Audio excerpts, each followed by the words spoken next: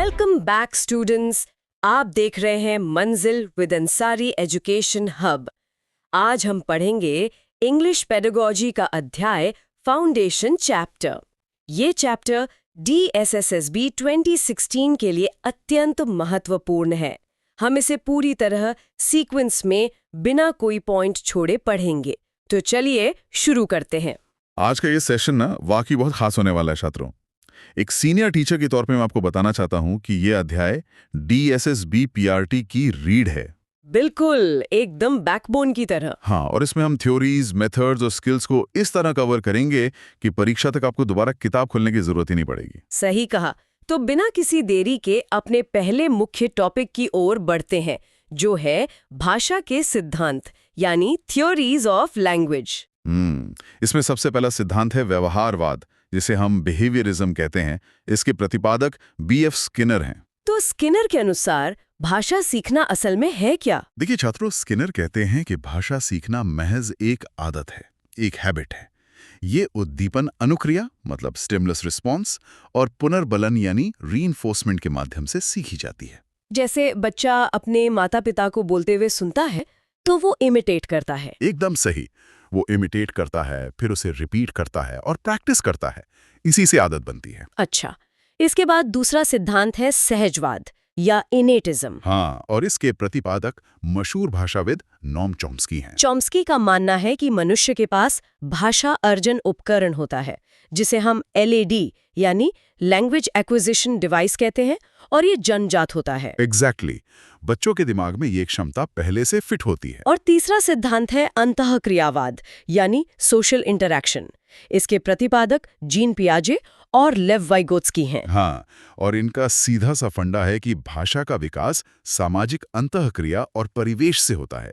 समाज के बिना भाषा नहीं आ सकती। बिल्कुल। अब स्टूडेंट्स इस टॉपिक के एग्जाम पॉइंट पर ध्यान दें। परीक्षा में सीधा प्रश्न आता है, लैंग्वेज इज अ हैबिट किसने कहा? तो आपका उत्तर होना चाहिए स्किनर। और दूसरा प्रश्न, LAD का फुल फॉर्म क्या है? इसका उत्तर है लैंग्वेज एक्विजिशन डिवाइस। ये टॉपिक यहाँ कंप्लीट हुआ। अब अगले टॉपिक पर बढ़ते हैं। तो हमारा अगला टॉपिक है भाषा अर्जन बनाम भाषा अधिगम यानी एक्विजिशन वर्सेस लर्निंग। हम इस टेबल को पंक्ति दर पंक्ति समझेंगे। तो स्टूडेंट्स, पहली पंक्ति है प्रक्रिया यानी प्रोसेस। अर्जन एक प्राकृतिक और अवचेतन प्रक्रिया है, मतलब नेचुरल और सबकॉन्शियस। हाँ, जिसमें बच्चा बिना दिमाग पर जोर डाले घर में भाषा सीख लेता है। लेकिन अधिगम क्या है? अधिगम एक सचेतन और कृत्रिम प्रक्रिया है, यानी कॉन्शियस और फॉर्मल, जैसे स्कूल में व्याकरण सीखना। बिल्कुल। दूसरी पंक्ति है तरीका या मेथड। अर्जन हमेशा ग्रहणशील यानी रिसेप्टिव होता है। सही बात है, सुनकर और बोलकर। जबकि अधिगम उत्पादक यानी प्रोडक्टिव है। इसमें व्याकरण के नियमों को पढ़कर या याद करके भाषा बनाई जाती है। तीसरी पंक्ति है उदाहरण। अर्जन का सबसे अच्छा उदाहरण है अपनी मातृभाषा या मदर टंग सीखना। हाँ, और अधिगम का उदाहरण है स्कूल में दूसरी भाषा जैसे सेकंड लैंग्वेज सीखना। चौथी पंक्ति है प्रसंग या कॉन्टेक्स्ट। अर्जन हमेशा अनौपचारिक होता है, मतलब इनफॉर्मल, जैसे घर का माहौल। और अधिगम का माहौल औपचारिक या फॉर्मल होता है, जैसे कक्षा का सख्त माहौल। और आखिरी पंक्ति है फोकस। अर्जन का फोकस अर्थ और संवाद पर होता है, जबकि अधिगम का पूरा फोकस व्याकरण और संरचना पर होता है, मतलब ग्रामर एंड स्ट्रक्चर पर। तो स्टूडेंट्स एग्जाम पॉइंट नोट करें।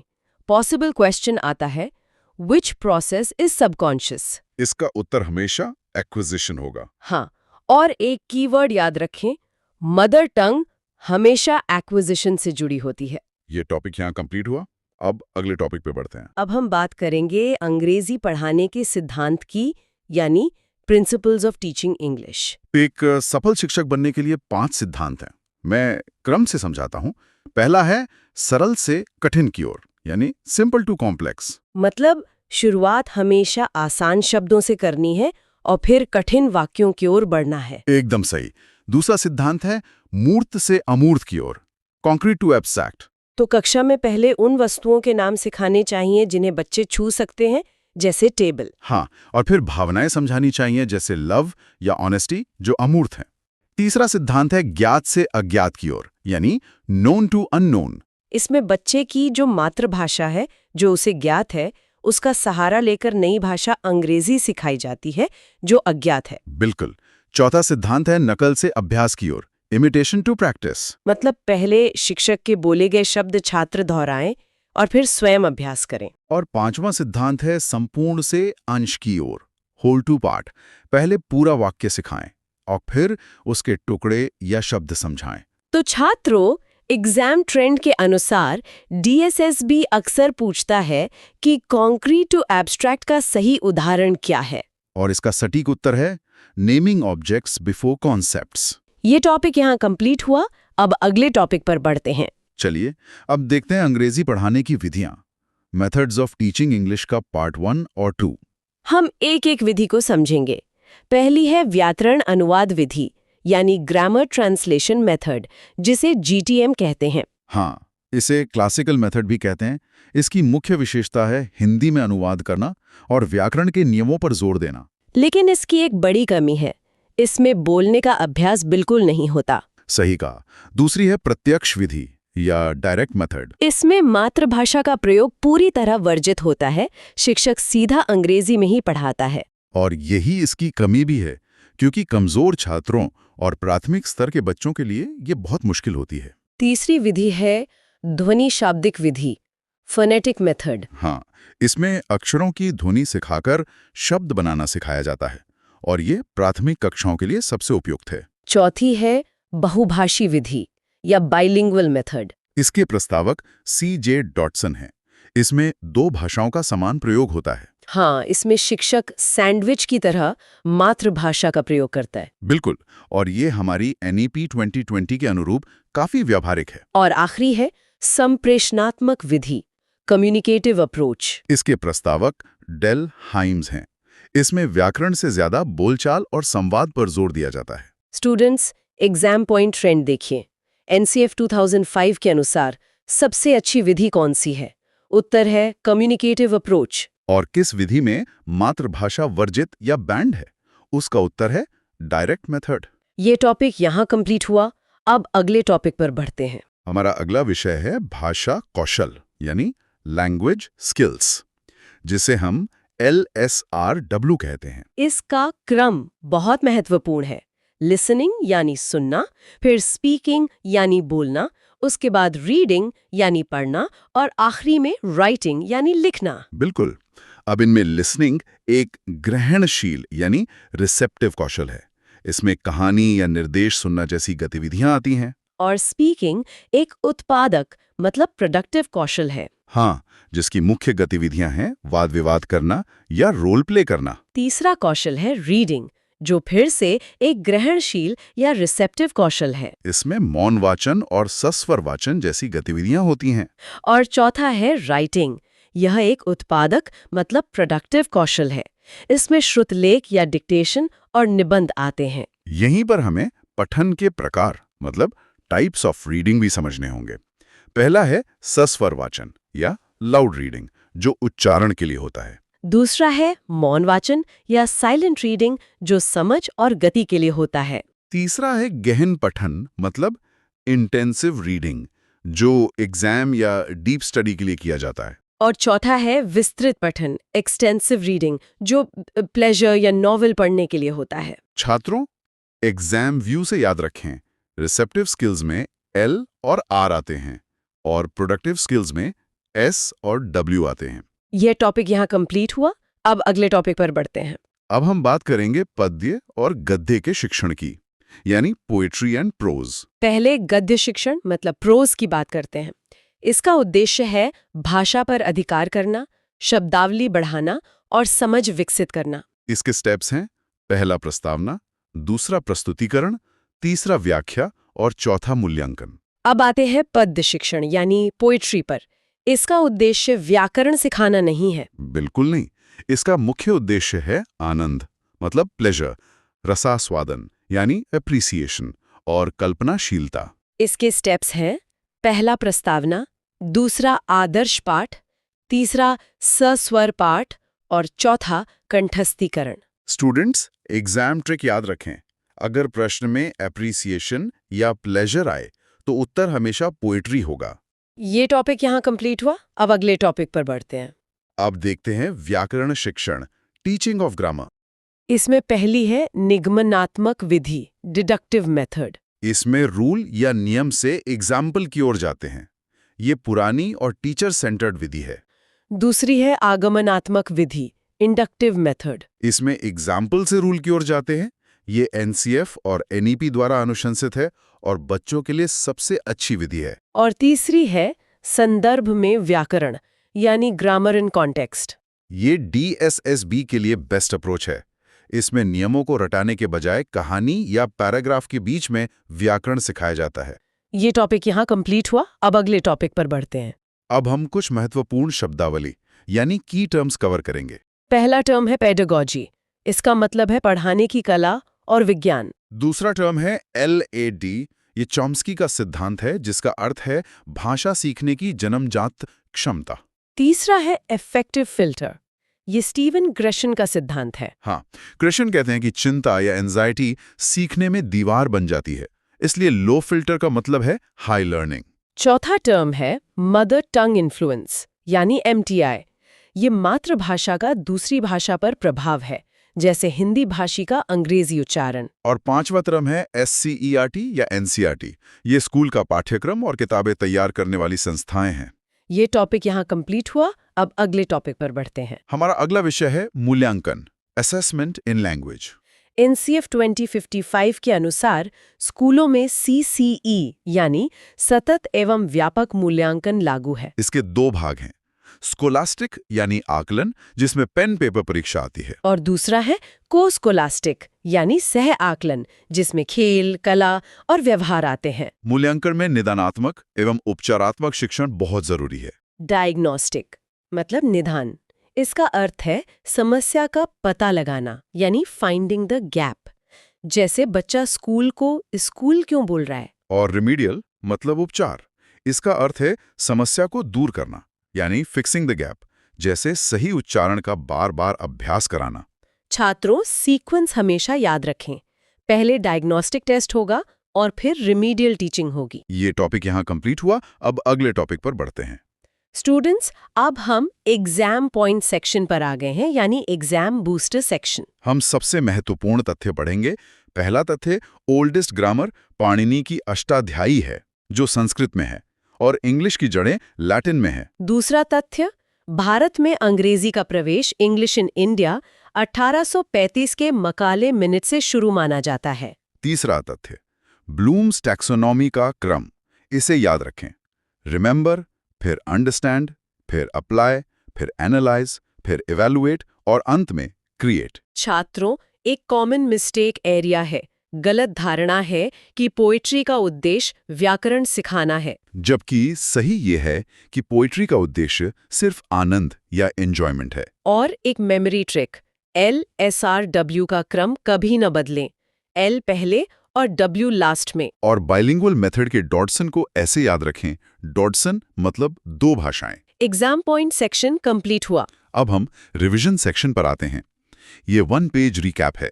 हम तेजी से इन बुलेट्स को दोहराएंगे। स्किनर का संबंध हैबिट और इमिटेशन से है। चॉम्स्की का संबंध इनेट क्षमता और LAD से है। वाइगोत्स्की का संबंध सोशल इंटरैक्शन से है। एक्विजिशन हमेशा नेचुरल और सबकॉन्शियस है। लर्निंग हमेशा फॉर्मल और कॉन्शियस है। इंडक्टिव विधि एग्जाम्पल टू रूल है, जो बेस्ट है। डायग्नोस्टिक का मतलब फाइंडिंग फॉल्ट्स है। और रिमीडियल का मतलब करेक्टिंग फॉल्ट्स है। अब हम MCQ प्रैक्टिस सेक्शन शुरू करते हैं। बिल्कुल। प्रश्न 1, NCF 2005 के अनुसार अंग्रेजी सिखाने का मुख्य उद्देश्य क्या है?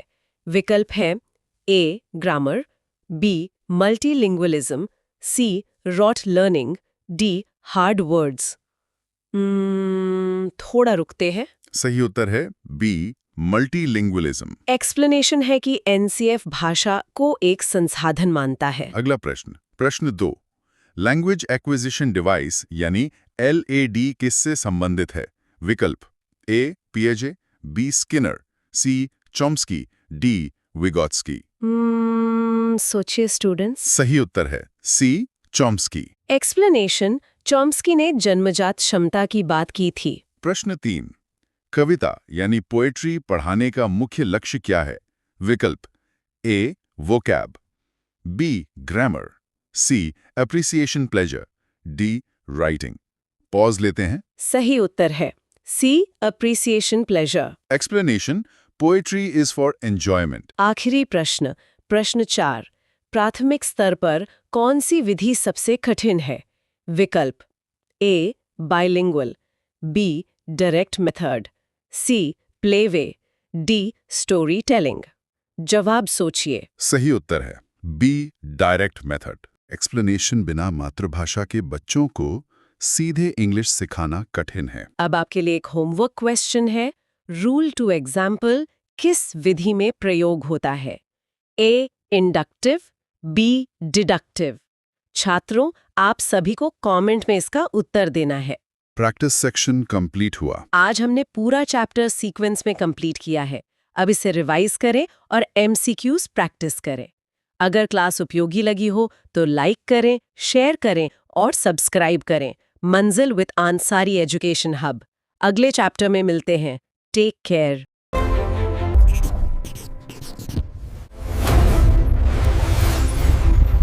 Welcome back students. आप देख रहे हैं मंजिल विद अंसारी एजुकेशन हब। आज हम पढ़ेंगे चाइल्ड डेवलपमेंट एंड पेडागोजी का अध्याय पाठ्यचर्या या करिकुलम। ये चैप्टर DSSB 2026 के लिए अत्यंत महत्वपूर्ण है। हम इसे पूरी तरह सीक्वेंस में बिना कोई पॉइंट छोड़े पढ़ेंगे। तो चलिए शुरू करते हैं। जी हाँ, और ये डीप डाइव सचमुच खास है क्योंकि देखिए, ये अध्याय शिक्षण प्रक्रिया की एकदम रीढ़ की हड्डी है, बैकबोन है। बिल्कुल। और परीक्षा में इस टॉपिक से सीधे परिभाषाएं और NCF आधारित प्रश्न तो आते ही हैं। एकदम सीधे सवाल बनते हैं। तो आज के हमारे इस डीप डाइव का मिशन एकदम स्पष्ट है। हम स्रोत सामग्री को बिल्कुल क्रम से समझेंगे। मतलब पाठ्यचर्या का अर्थ, उसके प्रकार, सिद्धांत और शिक्षक की भूमिका। हाँ, सब कुछ कवर करेंगे। तो चर्चा शुरू करने से पहले कुछ कहना चाहेंगे आप? हम एक बहुत ही प्रेरणादायक विचार के साथ शुरुआत करना चाहूंगा। देखिए, एक बेहतरीन शिक्षक वही है जो पाठ्यचर्या को सिर्फ पढ़ाए नहीं, बल्कि उसे जीवंत बना दे। क्या बात है, बहुत खूब। तो चलिए अपनी सामग्री के अनुसार बिना कोई पॉइंट छोड़े बिल्कुल क्रम में आज की चर्चा शुरू करते हैं। सबसे पहली हेडिंग है पाठ्यचर्या की अवधारणा, कॉन्सेप्ट ऑफ करिकुलम। जी। इसकी परिभाषा देखें तो पाठ्यचर्या वो साधन है जिसके द्वारा शिक्षा के जीवन लक्ष्यों को प्राप्त किया जाता है। हाँ, और अगर हम इसकी व्युत्पत्ति की बात करें, एटमोलॉजी की, तो ये लैटिन भाषा के शब्द क्यूरेरे से लिया गया है। हाँ, क्यूरेरे, जिसका अर्थ होता है दौड़ने का मैदान या रेस कोर्स। और स्टूडेंट्स यहाँ ध्यान दें, ये एक बड़ा एग्जाम पॉइंट है। क्यूरेरे शब्द परीक्षा के लिए बहुत महत्वपूर्ण है। बिल्कुल, और इसका व्यापक अर्थ समझना भी उतना ही जरूरी है। मतलब ये सिर्फ किताबी ज्ञान तक सीमित नहीं है ना? एकदम नहीं। ये केवल किताबी ज्ञान नहीं है, बल्कि ये उन सभी क्रियाकलापों, अनुभवों और ज्ञान का समूह है जो छात्रों के सर्वांगीण विकास के लिए जरूरी हैं। Holistic development. हाँ, होलिस्टिक डेवलपमेंट। जैसे अगर इसे एक वास्तविक उदाहरण से जोड़ें, तो कक्षा में पढ़ाई जाने वाली गणित प्लस खेल के मैदान में फुटबॉल प्लस सुबह की प्रार्थना, ये सब मिलाकर ही। हाँ, ये सब मिलकर ही पाठ्यचर्या या करिकुलम बनते हैं। बहुत ही आसान उदाहरण था। तो ये टॉपिक यहाँ कंप्लीट हुआ। अब अगले टॉपिक पे बढ़ते हैं। चलिए। अब हम आते हैं पाठ्यचर्या के प्रकारों पर। Types of curriculum. पहला प्रकार है खुला या प्रत्यक्ष पाठ्यक्रम, जिसे ओवर्ड या एक्सप्लिसिट करिकुलम भी कहते हैं। हाँ, ये लिखित और नियोजित होता है, जैसे स्कूल का टाइम टेबल हो गया, सिलेबस और किताबें। वहीं दूसरी तरफ इसका दूसरा प्रकार है गुप्त या अप्रत्यक्ष पाठ्यक्रम, जैसे हिडन करिकुलम कहते हैं। जो लिखा नहीं होता। बिल्कुल नहीं, ये लिखित नहीं होता, बल्कि अनौपचारिक रूप से स्कूल के माहौल और संस्कृति से सीखा जाता है। जैसे समय पर आना, बड़ों का आदर करना या कतार में खड़े होना। और यहाँ एक बड़ा एग्जाम पॉइंट है, परीक्षा में ये गुप्त पाठ्यक्रम सबसे ज्यादा पूछे जाने वाला प्रकार है, तो इसे अच्छे से याद रखना है। अब तीसरा प्रकार है सह पाठ्यक्रम या को करिकुलर।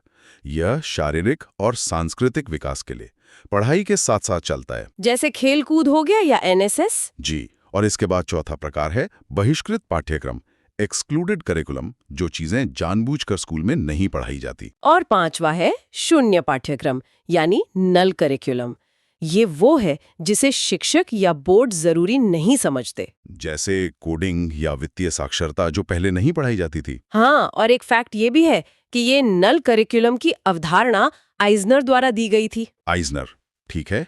तो हमने पांचों प्रकार देख लिए: प्रत्यक्ष, गुप्त, सहपाठ्यक्रम, बहिष्कृत और शून्य। ये टॉपिक यहाँ कंप्लीट हुआ। अब अगले टॉपिक पर बढ़ते हैं। एकदम सही। अगली हेडिंग है पाठ्यचर्या विकास के सिद्धांत, मतलब एक आदर्श पाठ्यचर्या कैसे बनाई जाती है। इसके 6 मुख्य सिद्धांत हैं हमारे स्रोत में, और मैं इन्हें बिल्कुल क्रम से समझाता हूँ। बताइए।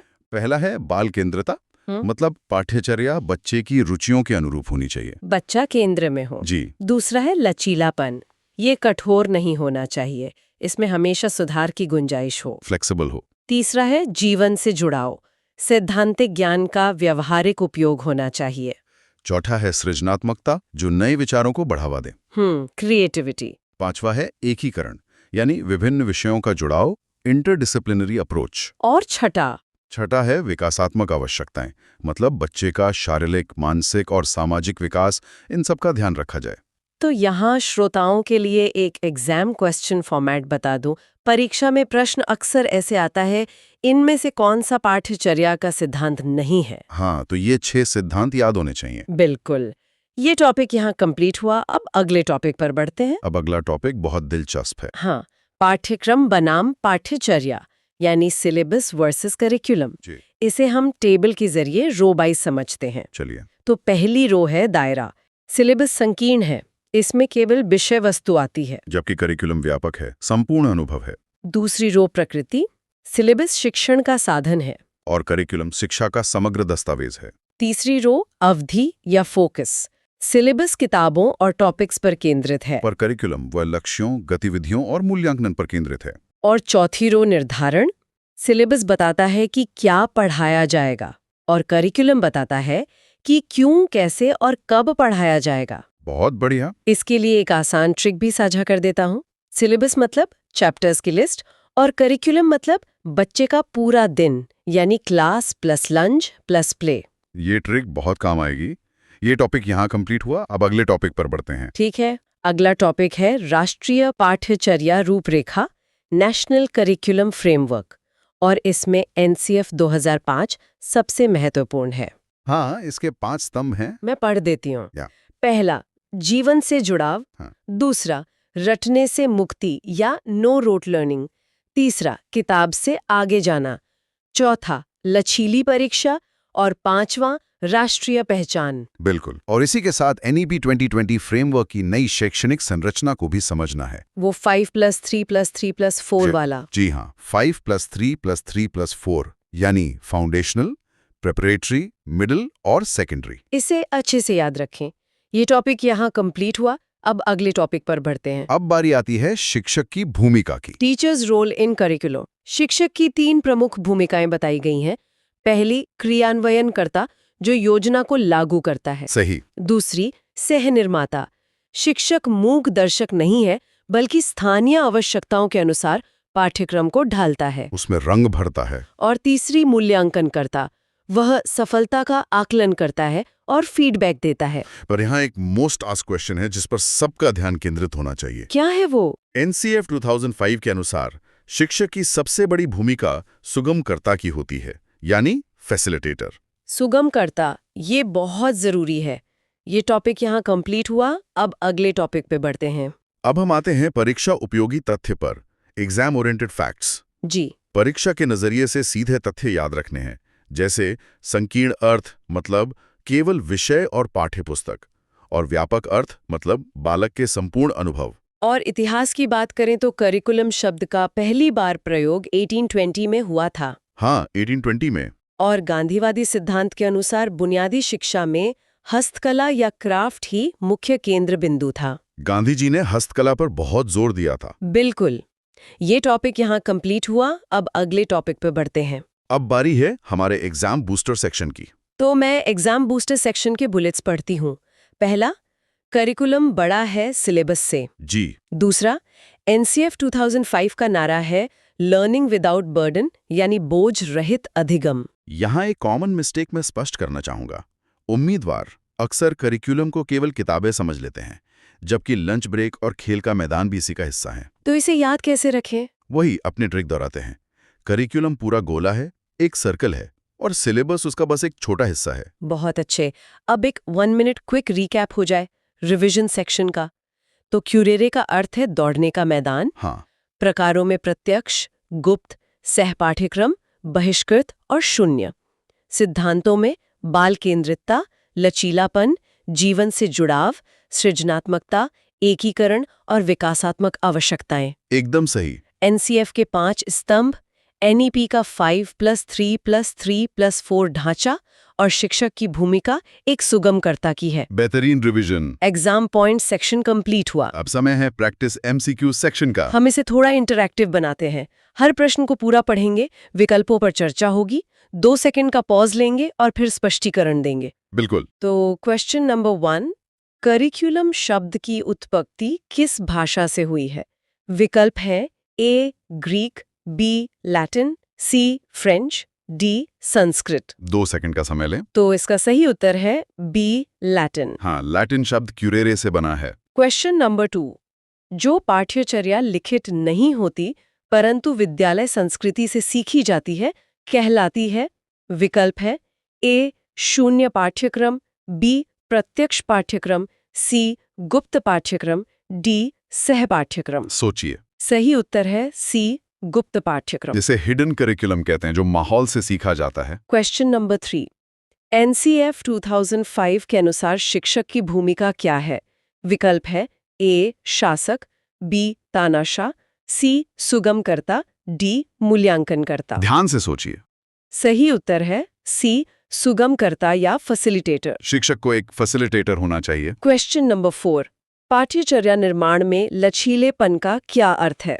विकल्प है ए यह सख्त हो, बी केवल खेलकूद हो, सी इसमें आवश्यकता अनुसार सुधार की गुंजाइश हो, डी बदला न जा सके। अपना जवाब सोच लें। सही उत्तर है सी इसमें आवश्यकता अनुसार सुधार की गुंजाइश हो। लचीलापन मतलब सुधार संभव हो। क्वेश्चन नंबर 5, निम्नलिखित में से कौन पाठ्यक्रम यानी सिलेबस का सही वर्णन करता है? विकल्प है ए बच्चे का संपूर्ण अनुभव, बी केवल विषयों की रूपरेखा, सी विद्यालय संस्कृति, डी इनमें से कोई नहीं। आपका समय शुरू होता है अब। सही उत्तर है बी केवल विषयों की रूपरेखा। सिलेबस संकीर्ण होता है। अब श्रोताओं के लिए एक कमेंट योर आंसर प्रश्न है। बुनियादी शिक्षा में गांधी जी ने किस पर बल दिया? आप अपना उत्तर कमेंट में दें। वैसे सही विकल्प है हस्तकला पर, लेकिन आप लोग भी कमेंट जरूर करें। प्रैक्टिस सेक्शन कंप्लीट हुआ। तो आज की स्रोत सामग्री का अंतिम निष्कर्ष यही है कि पाठ्यचर्या केवल एक दस्तावेज नहीं बल्कि एक अनुभव है, और DSSB में सफलता के लिए एनसीएफ और टाइप्स ऑफ करिकुलम की अच्छी समझ होना अनिवार्य है। ये रिवीजन करें और एमसीक्यू की प्रैक्टिस जारी रखें। और डीप डाइव को समाप्त करते हुए मैं एक विचारोत्तेजक प्रश्न छोड़ना चाहूंगा। भविष्य के एक शिक्षक के रूप में विचार करें, आपकी कक्षा में ऐसी कौन सी अलिखित बातें या व्यवहार होंगे जो आपके छात्रों के लिए एक सकारात्मक गुप्त पाठ्यक्रम बन सकते हैं? बहुत ही गहरा सवाल है। आज हमने पूरा चैप्टर सीक्वेंस में कंप्लीट किया। अब इसे रिवाइज करें और एमसीक्यूज प्रैक्टिस करें। अगर क्लास उपयोगी लगी हो तो लाइक करें, शेयर करें और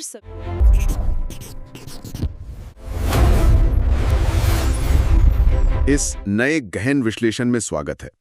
आज का जो विषय है वो काफी दिलचस्प और महत्वपूर्ण है।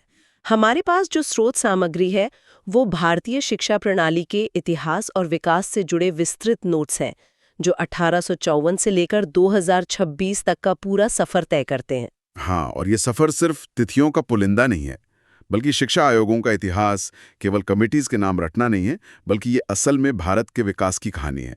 ये दिखाता है कि एक राष्ट्र के रूप में हम कैसे परिपक्व हुए हैं। एकदम सही। तो आज हमारा मिशन भी यही है कि हम सिर्फ फैक्ट्स को न दोहराएं, बल्कि ये समझें कि ये पूरी प्रणाली विकसित कैसे हुई है। शुरुआत करते हैं 1854 से, ब्रिटिश काल के उस अहम दस्तावेज से जिसे वुड का डिस्पैच कहा जाता है। बिल्कुल, चार्ल्स वुड द्वारा लॉर्ड डलहौजी के कार्यकाल में लाया गया ये डिस्पैच। देखिए, इसे भारतीय शिक्षा का मैग्ना कार्टा कहा जाता है, और इसे मैग्ना कार्टा का दर्जा इसलिए मिला क्योंकि इसने पहली बार व्यावसायिक शिक्षा पर बल दिया और एक मजबूत संस्थागत ढांचा खड़ा किया। संस्थागत ढांचे से मतलब है 1857 में कलकत्ता, बॉम्बे और मद्रास में जो विश्वविद्यालयों की स्थापना हुई थी, जी वो इसी की देन है। जी। और सिर्फ विश्वविद्यालय ही नहीं, शिक्षा को सुचारू रूप से चलाने के लिए हर प्रांत में शिक्षा निदेशालय, जिसे हम डीपीआई कहते हैं, उसका गठन भी किया गया। साथ ही निजी स्कूलों को ग्रांट इन एड यानी अनुदान सहायता देने की प्रणाली भी यहीं से शुरू हुई। अंग्रेजों ने उच्च शिक्षा पर तो ध्यान दे दिया, जी लेकिन प्राथमिक शिक्षा अभी भी पीछे थी। जी। तो 1854 की समीक्षा के रूप में 1882 में हंटर आयोग आया। सर विलियम हंटर की अध्यक्षता में इस आयोग ने उस कमी को पकड़ा और अपना पूरा फोकस प्राथमिक शिक्षा पे रखा। और सबसे जरूरी बात, इन्होंने कहा कि प्राथमिक शिक्षा स्थानीय भाषा में ही होनी चाहिए। क्या माध्यमिक शिक्षा को लेकर भी हंटर आयोग ने कुछ सुझाव दिए थे? हाँ, बिल्कुल दिए थे। उन्होंने माध्यमिक शिक्षा को 2 हिस्सों में बांटने की बात कही। एक था साहित्यिक या यूनिवर्सिटी ओरिएंटेड भाग, जो उच्च शिक्षा के लिए था, और दूसरा था व्यावसायिक या कमर्शियल भाग, जो सीधे रोजगार से जुड़ा था। इसके अलावा इन्होंने निजी क्षेत्र की भागीदारी को भी बढ़ावा दिया। ये व्यावसायिक और साहित्यिक विभाजन तो आज भी चर्चा का विषय रहता है। खैर, अब सीधे आजादी से कुछ साल पहले चलते हैं। 1944 की सार्जेंट योजना, ये तो पहली व्यापक शिक्षा योजना मानी जाती है, जिसे भारत में शिक्षा का विकास रिपोर्ट भी कहते हैं। सही कहा। इस योजना के महत्वपूर्ण बिंदु बहुत स्पष्ट थे, जैसे 6 से 14 वर्ष के बच्चों के लिए सार्वभौमिक, अनिवार्य और निःशुल्क शिक्षा, 2 से 6 वर्ष के लिए प्री प्राइमरी और 7 वर्ष का हाई स्कूल ढांचा। लेकिन इसकी सबसे दिलचस्प बात, जो मुझे बहुत प्रभावित करती थी, वो थी 40 वर्षों में अशिक्षा का पूर्ण उन्मूलन। मतलब लिक्विडेशन ऑफ इलिटरेसी।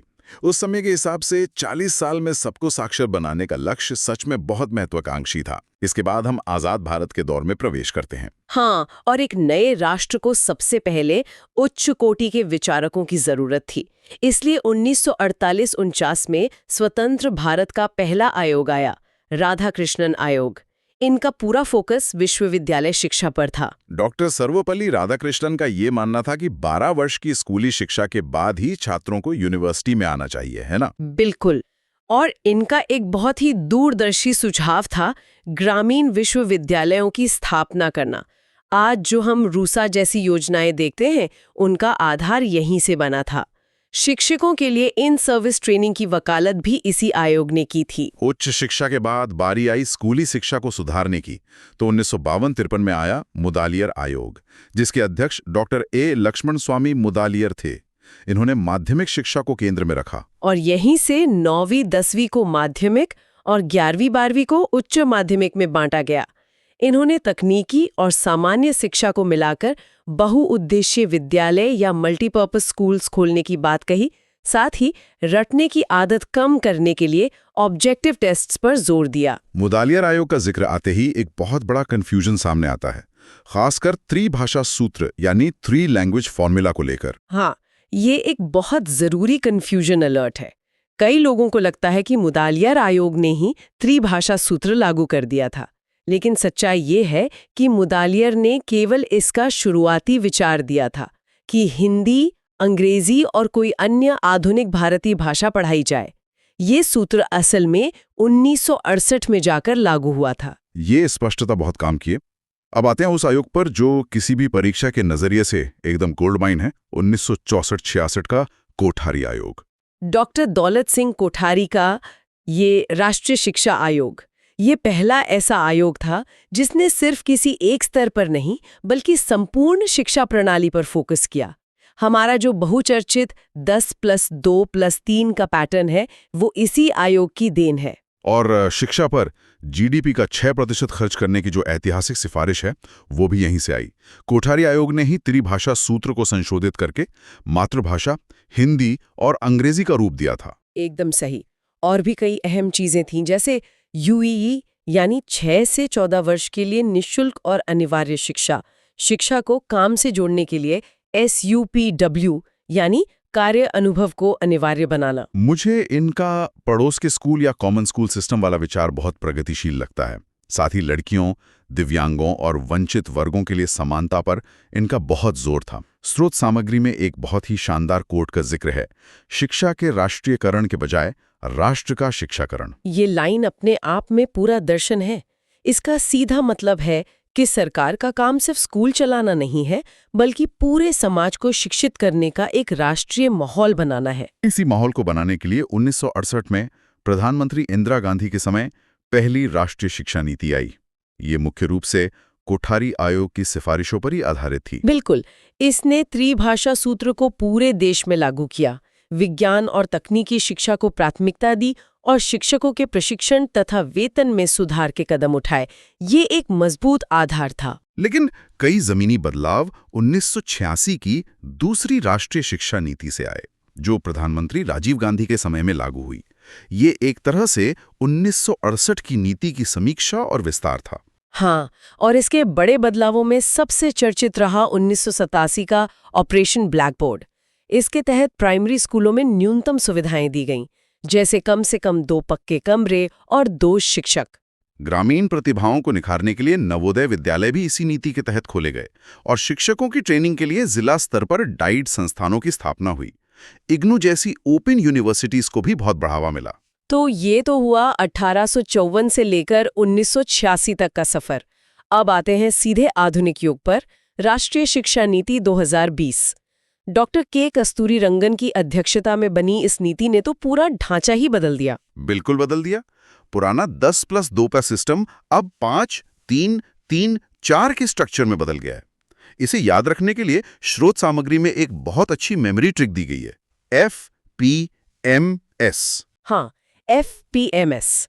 F से फाउंडेशनल यानी बुनियादी स्तर। ये 5 साल का है, जिसमें 3 से 8 साल के बच्चे आते। इसमें आंगनबाड़ी और कक्षा 1 तथा 2 शामिल है और ये पूरी तरह खेल आधारित है। और P से प्रिपरेटरी, ये 3 साल का है, 8 से 11 साल की उम्र के लिए, यानी कक्षा 3 से 5 तक, जो गतिविधि आधारित पढ़ाई पर केंद्रित है। इसके बाद M से आता है मिडिल स्तर। ये भी 3 साल का है, 11 से 14 वर्ष की उम्र के लिए, कक्षा 6 से 8 तक। सबसे खास बात यह है कि यहीं से बच्चों को व्यावसायिक शिक्षा और कोडिंग सिखाई जाएगी। और आखिर में S से सेकेंडरी, ये 4 साल का है, 14 से 18 वर्ष की उम्र, यानी कक्षा 9 से 12 तक। ये मल्टीडिसिप्लिनरी है, अब विषयों की कोई सख्त दीवार नहीं है। इसके अलावा 2020 की नीति के कुछ अन्य की फीचर्स भी हैं, जैसे कक्षा 5 तक मातृभाषा या स्थानीय भाषा में पढ़ाना अनिवार्य कर दिया गया है। रटने वाली व्यवस्था को खत्म करने के लिए परख नाम का नया मूल्यांकन केंद्र बनाया गया है, जो बच्चों की दक्षता को आंकेगा। उच्च शिक्षा के लिए भी लक्ष्य तय हैं। 2035 तक हायर एजुकेशन में ग्रॉस एनरोलमेंट रेशियो यानी GER को 50% तक ले जाने का लक्ष्य है और बजट वही GDP का 6%। अगर हम संक्षेप में तुलना करें तो कोठारी आयोग का 10-2-3 अब 5-3-3-4 बन गया है। GDP के 6% की जो सिर्फ सिफारिश थी, वो अब एक पक्का लक्ष्य बन गई है। त्रिभाषा सूत्र की कठोरता अब लचीलेपन और मातृभाषा पर जोर में बदल गई है। और जो प्रारंभिक शिक्षा पहले 6 से 14 वर्ष तक सीमित थी, वो अब फाउंडेशनल स्तर से जुड़कर 3 से 18 वर्ष तक विस्तारित हो गई है। कार्यानुभव अब सीधा इंटर्नशिप और कोडिंग बन चुका है। ये विकास बहुत ही स्वाभाविक है।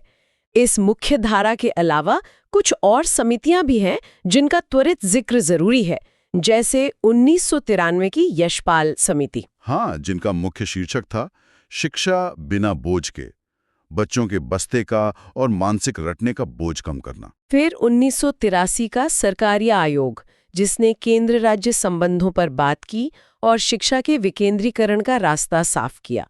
इसके बाद NCF 2005 आया, जिसने पूरी तरह से बाल केंद्रित शिक्षा की नींव रखी और बच्चों को रटने की प्रणाली से आज़ादी दिलाई। 2001 का सर्व शिक्षा अभियान भी बहुत महत्वपूर्ण है।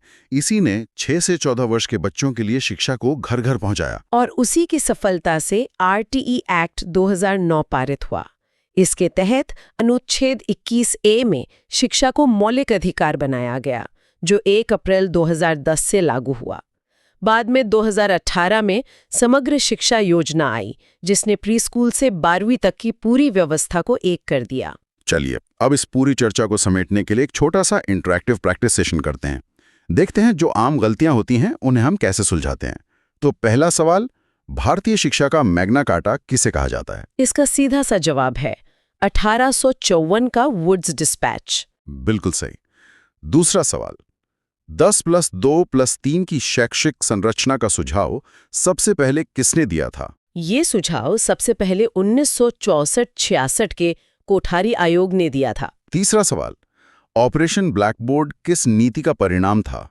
ये 1986 की राष्ट्रीय शिक्षा नीति का व्यावहारिक परिणाम था। शानदार।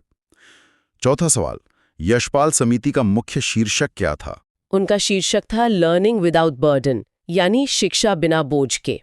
और आखिरी सवाल, एनईपी 2020 के अनुसार नई शैक्षिक संरचना क्या है? नया स्ट्रक्चर है 5+3+3+4, फाउंडेशनल, प्रिपरेटरी, मिडिल और सेकेंडरी। बहुत बढ़िया। तो 1854 के वुड डिस्पैच से लेकर 2020 के स्किल बेस्ड योग तक का ये सफर हमने पूरी गहराई से समझ लिया है। ये सिर्फ नीतियां नहीं है, ये हमारे समाज के सोचने के तरीके में आया बदलाव है। यह बदलाव आने वाले दशकों में पूरे वर्कफोर्स को बदल देता है। जो नीति 2020 में बनी है, वो भविष्य के भारत को, हमारे 2040 के समाज को कैसे आकार देगी? ये सच में बहुत ही गहरा सवाल है जो हमें सोचने पर मजबूर करता है। इसी विचारोत्तेजक प्रश्न के साथ हम आज के स्रोत सामग्री के इस गहन विश्लेषण को यहीं विराम देते हैं। शिक्षा के इस सफर को समझते रहिए।